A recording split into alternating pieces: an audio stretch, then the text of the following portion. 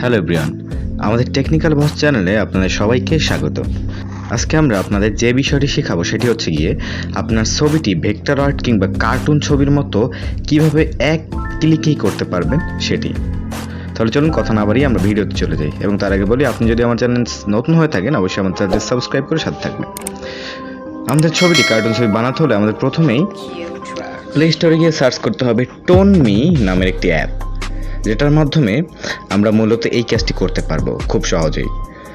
এবং এই অ্যাপটির লিঙ্ক আমরা ডিসক্রিপশন বক্সে দিয়ে দেবো। আপনি স্ক্রিনে যেই অ্যাপটি দেখতে পাচ্ছেন ToonMe cartoon yourself photo editor, এই অ্যাপসটি আপনার ডাউনলোড করতে হবে। ডাউনলোড করার পরে আপনার চলে যেতে হবে এই অ্যাপসটির মধ্যে, এবং অ্যাপসটি ওপেন হওয়ার পরেই আপনার এখানে দেখবেন যে অনেকগুলো ডিজাইন আছে, যে আপনি আপনার ছবি অনেক ধরনের করতে পারেন। আমাদের করতে হলে এই ছবিটি আপনাদের সিলেক্ট করতে হবে যদি আমাদের এই ভেক্টর আর্টের মতো করতে চান। এরপর এখান থেকে আপনার খুব সহজে একটা ছবি, আপনার নিজের ছবিটা আপনি সিলেক্ট করে দেবেন।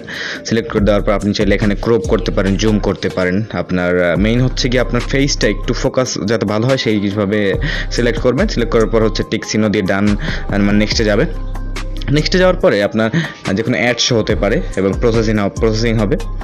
নেক্সটে যাওয়ার পরে আপনার অ্যাড শো করতে পারে, তখন আপনি অ্যাডটা ক্লোজ দিয়ে দেবেন। এরপর প্রসেসিং হওয়ার পর দেখবেন যে 5-6টি ছবির ডেমো আসে। এখানে আপনার চেহারার একদম কাছাকাছি যেই ছবিটা আপনার মনে হবে সেটি আপনি ক্লিক করে দেবেন। এরপর শুধু ক্লিক করার পরে প্রসেসিং হবে। প্রসেসিং হওয়ার পরে আপনার মেইন একদম যেরকম ছবি আপনি তৈরি করতে চাইছেন সেরকম ফাইনাল ফাইলটি আপনার সামনে চলে আসবে। আপনার চলে আসার পরে এখানে আরও একটি কাজ করতে পারেন। আপনি চাইলে কিন্তু কোনো এফেক্ট যুক্ত করতে পারবেন বা কোনো টেক্সট যুক্ত করতে পারবেন। টেক্সট যুক্ত করতে হলে প্লাস আইকনে গিয়ে অ্যাড টেক্সটে যেতে হবে।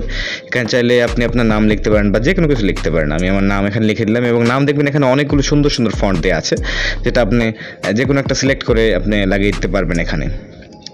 এই হচ্ছে মোটামুটি আপনার সকল এডিটিং কাজ শেষ। এখন শুধু আপনি হচ্ছে সেভে যাবেন। আপনার উপরে 3 ডট মেনু আছে কর্নারে, সেখানে সেভ টু ডিভাইসে গিয়ে এরপর হচ্ছে গিয়ে আপনার নিচের বাম দিকে ডাউনলোড অপশন আসবে। আপনি সেই ডাউনলোড অপশনে গেলেই আপনার ছবিটা অলরেডি ডাউনলোড হয়ে যাবে, আপনার কাজ শেষ। এই হচ্ছে গিয়ে আমাদের এক ক্লিকে কীভাবে আপনি নিজের ছবিটা ভেক্টর আর্টের মতো করতে পারবেন।